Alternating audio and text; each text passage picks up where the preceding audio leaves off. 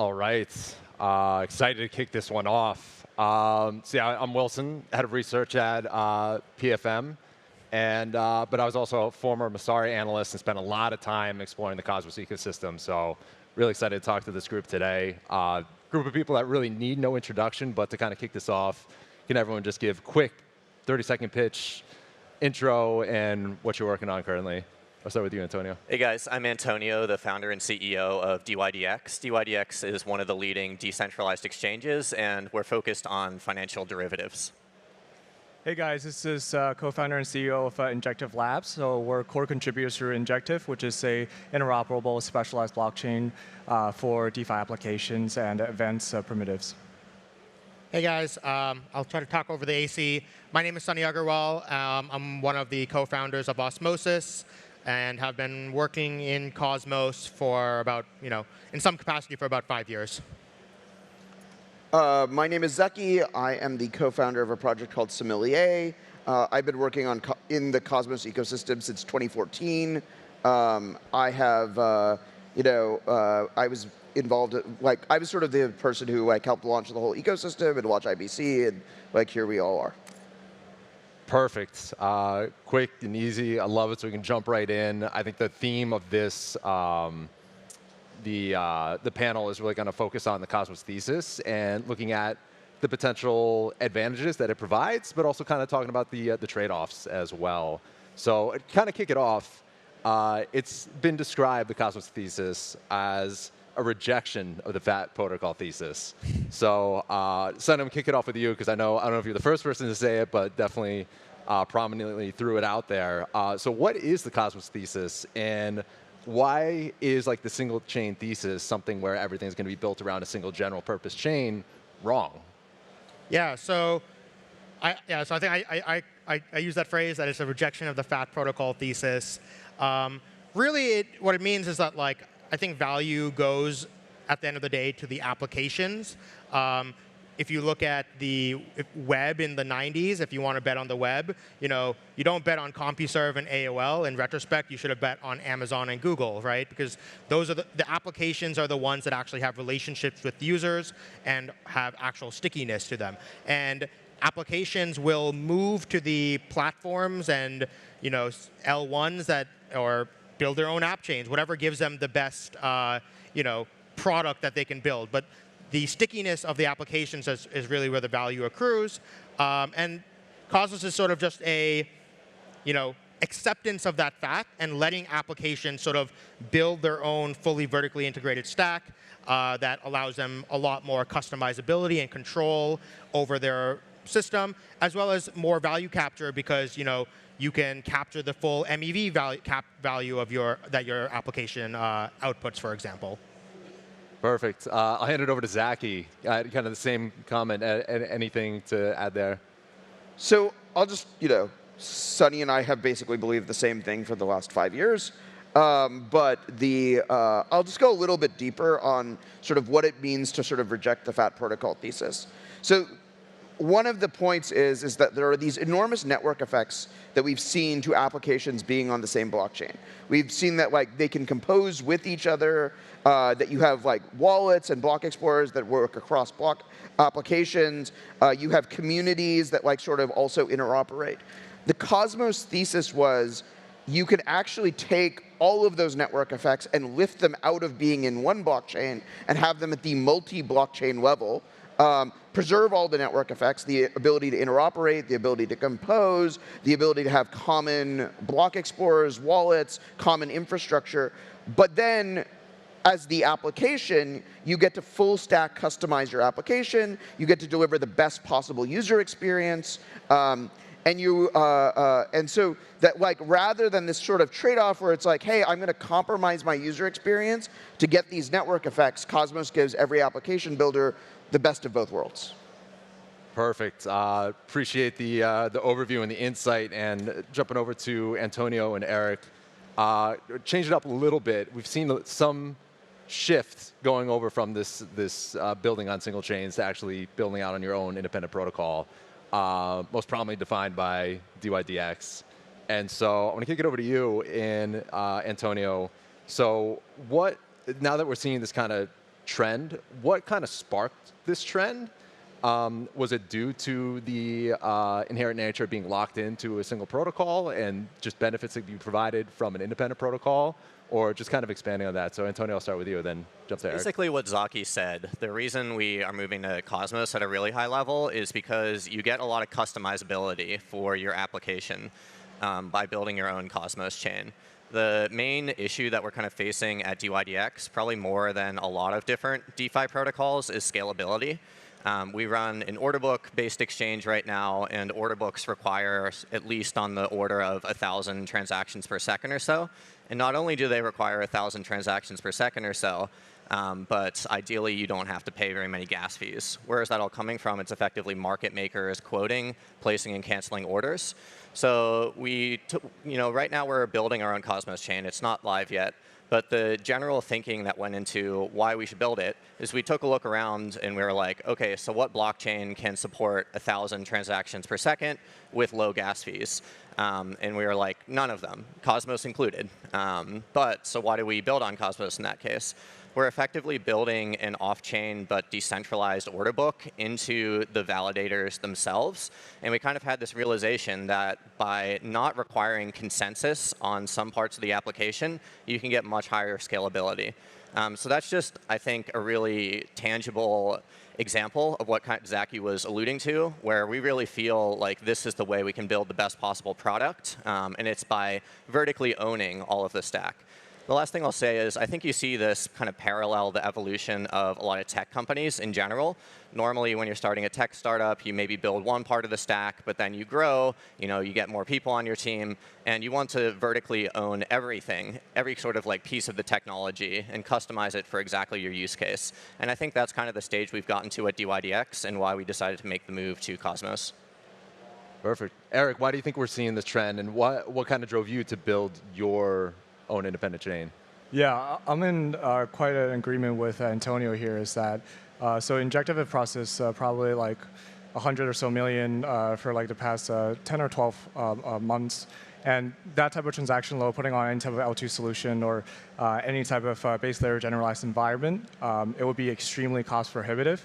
And especially because most of those transactions are updating and storing orders and et cetera. So in order for Injective as a network to even be viable, you would have to really optimize, customize a lot of the base layer primitives within a blockchain itself, and only Cosmos can enable you to do that. And with basically all those configurations, it also enables developers to leverage the same common infrastructure to build things that they want and things that they were prevented from building in a traditional generalized environment like Ethereum.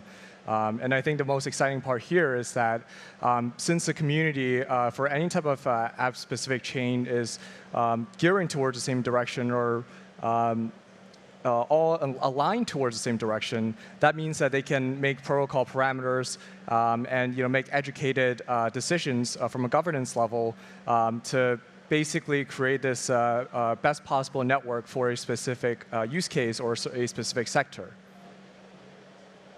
Great. Yeah. So a lot of what I'm hearing is just the expanded amount of customizability that you can add to the chain and cater to your specific needs.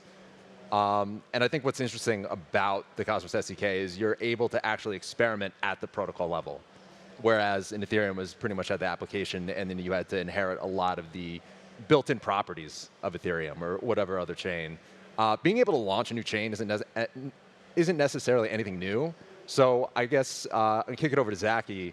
What is it about the Cosmos SDK that you can do that's entirely different from Ethereum? Like some of the experimentation that you can do that kind of expands the utility of these blockchain systems. Yeah, so I guess there's all kinds of different things that kind of don't have any true comparable in them. So for instance, okay, so what are the things the Cosmos SDK give you out of the box that are kind of unique and amazing?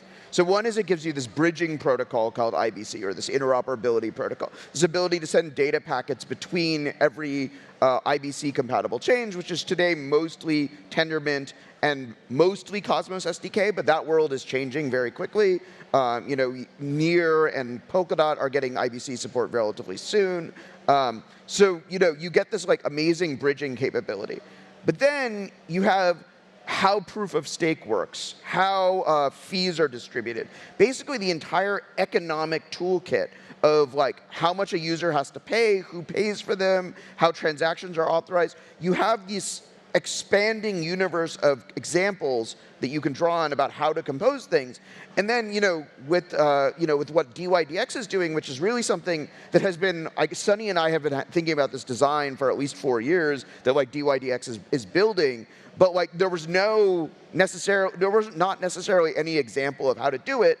But there were enough building blocks that you can take the entire Cosmos SDK system and build like an entire non-consensus order book system out of the tools that like are sort of built in. Some examples of like, for us, one thing we focus a lot on is like UX stuff, and like the ability to change how fees work on your blockchain is like so important. I think it's one of the biggest like UX hurdles in every like L1 today, that you need a specific token in order to pay fees. In Osmosis, we went ahead and just, we can go customize the blockchain, and we made it so you can pay fees in any token you want. And we think that's like a huge UX win. Or another thing you have is you can change like how transactions are executed in a block. So, if your protocol has if your chain has a lending protocol on it, being able to liquidate stuff is extremely important. So you can have it so like liquidations are automatically triggered by the protocol itself. They get prioritized over every other type of transaction. You can build protocol application level semantics into the protocol itself. Another thing that's like, I think a lot of the next level of innovation that's going to happen in blockchains is really on the privacy side. And I think it's pretty telling that like almost any project that's doing like anything really meaningful with like privacy right now, like majority of them are building on Cosmos, whether it's like Anoma or Penumbra, Secret Network, NIM, even Zcash is now like moving to Cosmos as well. Yeah, I just want to add on to that a little bit more, just to make it sound even more comprehensive. If you think about the Ethereum ecosystem, there are a lot of like middle layer tools that are kind of built to kind of optimize or service some of the shortcomings of being in a generalized EVM. But as a vertically integrated stack, or for any type of Cosmos SDK chain, kind of like what Sunny mentioned, et cetera, like you can build that into the protocol itself and really make those specific, and obviously remove the need for those middle layers, and also make it much easier and much better for the general developers or the general user, and create a much more comprehensive, better experience. Injective has executing smart contracts, et cetera, that basically allows a lot of those shortcomings of EVM to basically be removed in one kind of like simple chain upgrade.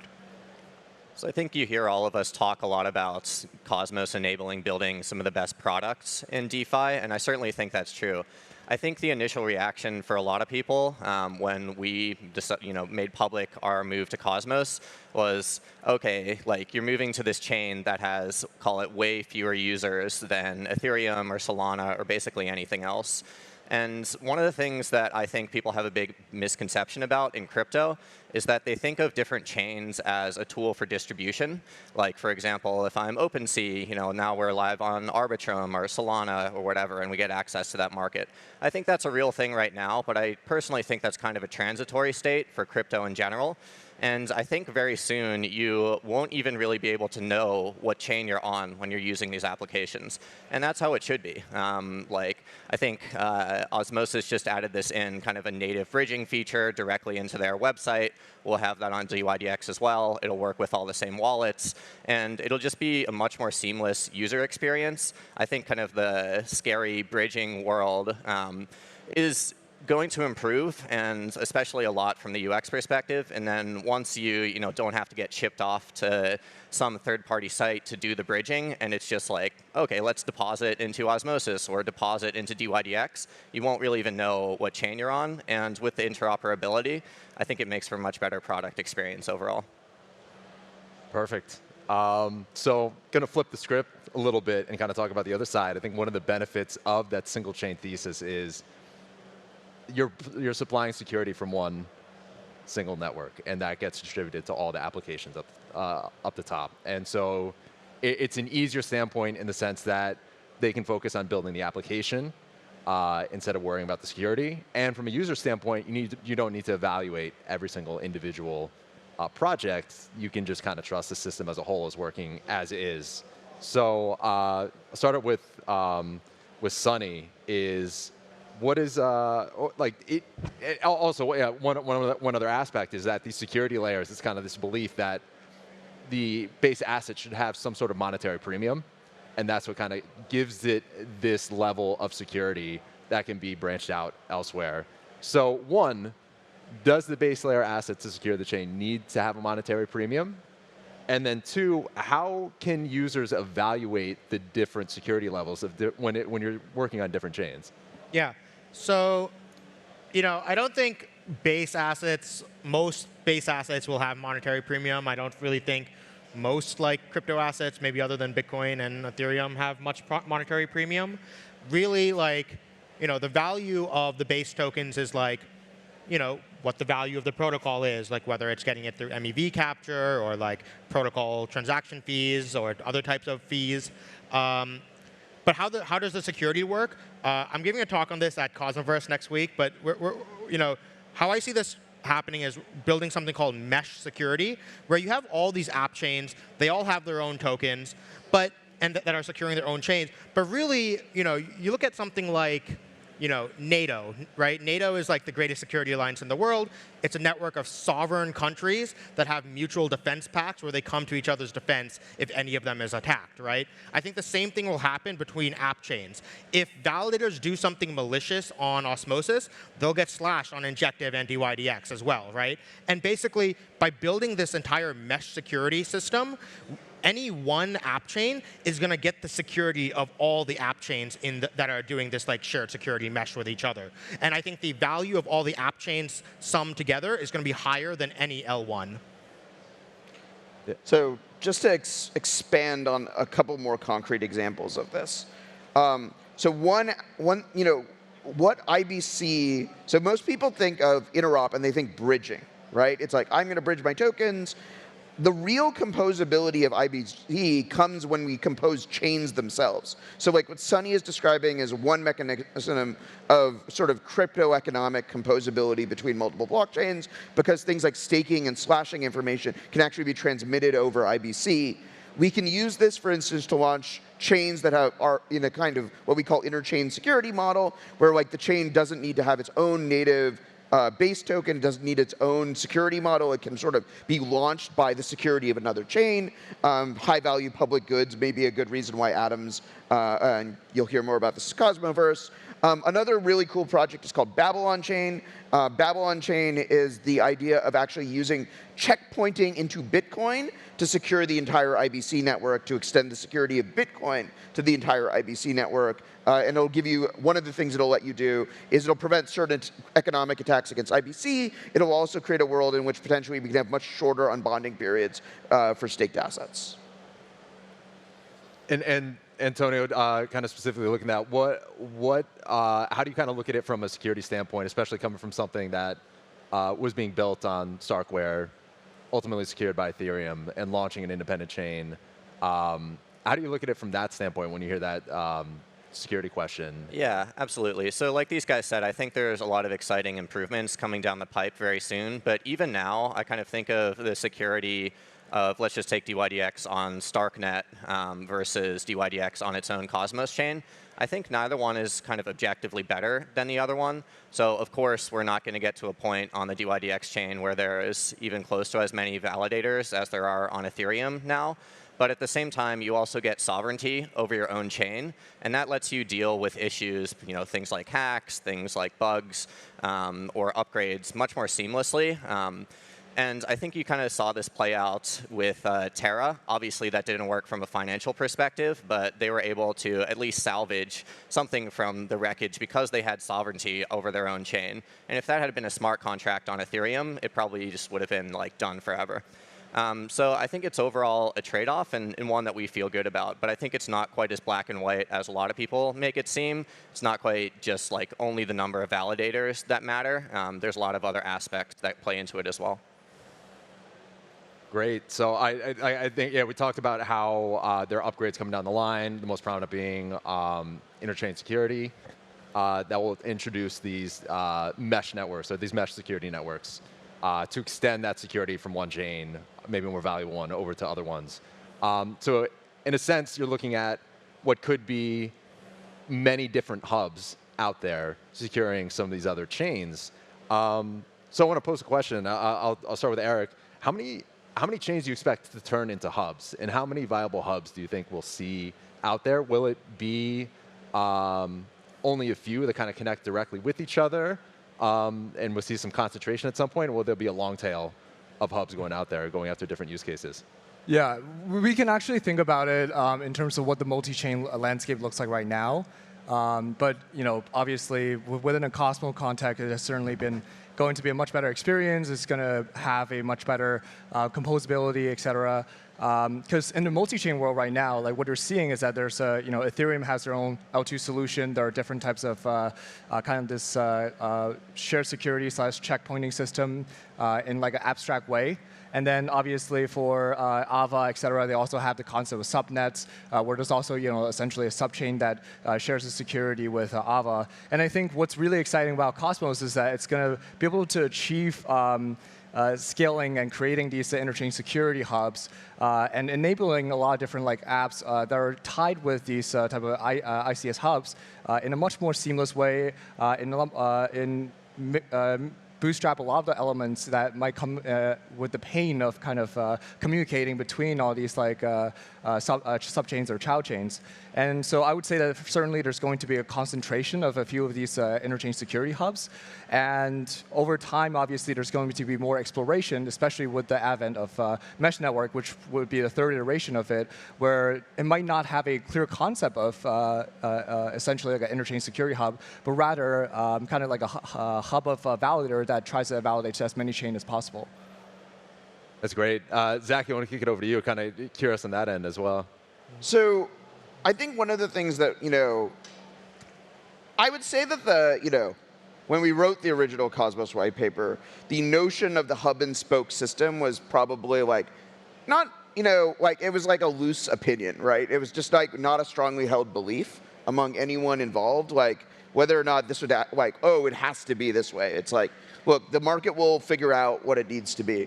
I think one of the things, though, you are going to start seeing is more like this interchain ecosystem where you have different economic zones. So there will be an economic zone that clusters around Atom. There will be an economic zone that's not too far separated from it that clusters around Osmo. But as Polkadot gets IBC, there will be an economic zone that clusters around DOT, and there will be sort of a trade route between them. And so as we sort of imagine that all blockchains can eventually get as good a bridging protocol as IBC is through just the expansion of IBC to multiple chains, one would expect that there will be these economic zones that cluster around large economic entities, and we just think of Ethereum and BNB and Polygon and Matic as is becoming part of that ecosystem.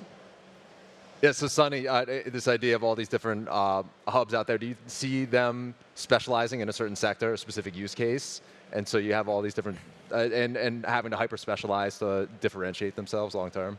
Yeah, so I mean, like Zaki said, I think that a hub isn't really a technical term. It's really just more of an emergent property when you look at the economic graph of networks. But when it comes to security, I think every chain is going to be an interchain security provider. There's no such thing as a single interchain security provider. They're all going to be connected via this mesh network. But what's going to happen is things want to share security with the chains that they have. Only 4 EU countries are not part of NATO. Countries that have high levels of economic interdependency will want to have high levels of security relationships. Something like Osmosis and Axler. 70% of Axelar TVL is currently on Osmosis. 4 out of the top 10 assets on Osmosis come from Axelar.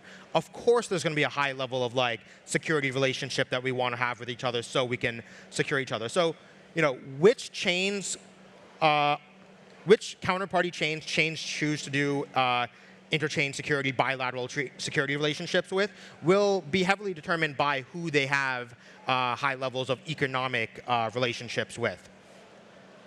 So that's great. So we've covered Cosmos SDK, what's different about it. Covered how these different upgrades on the line could, how this mesh network of different ecosystems can evolve. So I guess one of my final questions is, what are the future of these different apps look like, or different applications look like? So is it more going to be vertically integrated, looking at a specific use case? So for dYdX, looking at derivatives, Osmosis, really kind of replicating a centralized exchange, but with a decentralized framework.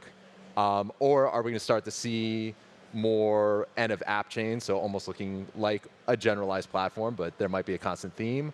And I think the last one really kind of introduces this idea of super apps. So having a core chain and launching child contracts on other chains to plug into. So kind of curious, do you see one kind of evolving as the more prominent one, or is it really kind of use case dependent? I'll start with you, Antonio. Yeah, I think it's more use case dependent. I like to think we're sort of blazing a little trail at dYdX in terms of being on the forefront of what some protocols will do. For us, we make the explicit trade-off that we care a little bit less about composability than a lot of other platforms. So for that reason, it was easier for us to go off and move to our own Cosmos chain. And then, like these guys said, there's not zero composability on Cosmos, but it certainly is easier if you're all on the same platform to be able to make margin trading by taking out a compound loan combined with a Uniswap trade. Like, that can be powerful, but that's explicitly something we're not trying as much to do. I think right now we are trying to build a product that at a very high level is like decentralized FTX or decentralized Binance. And in that kind of world where we have a lot of the products already built just on the dYdX chain, there's less of a need for composability. And different products have different trade-offs that they care about. I talked about our really high requirements for scalability. But if you're like a Uniswap or something, yeah, you probably don't need to be worrying about 1,000 trades per second on Uniswap anytime soon, and that will cause you to make different trade-offs. So I think we'll see both. I think that we will see a lot of applications kind of move to rollups, and then after they try out the rollups, they will want, a lot of them at least, to have more of this customizability that we've been talking about. And then I think we'll see more people take the road that dYdX took and kind of eventually build their own chain as kind of the end state solution. I want to kick the same question over to Eric, because building a DeFi themed chain, do you kind of see it in a very similar way where it's use case dependent, or how do you see your chain evolving? Yeah, I would say the overall structure of the Cosmos ecosystem, it's going to be really up to what the specific application or developer or project you're looking at. Some project might find it easier, and obviously it saves a lot of costs and overhead and initial barrier to have an app on like a generalized environment or a specialized environment, satisfy what they need. And some apps have amassed such a great user base, or willing to put up the upfront costs and build their specialized layer to improve the user experience, to improve the overall offering. And I think that's the beauty of Cosmos, is that number one is that projects get to make that choice. They don't have to begrudgingly accept any type of trade-offs or limitations of a generalized environment. Now they have the optionality to do so. And then number two is that basically, as an ecosystem or as kind of like a community or as a protocol, over time, Cosmos will expand more and more on the composability front to abstract away and really blur the line between building a chain versus building an app or building a protocol.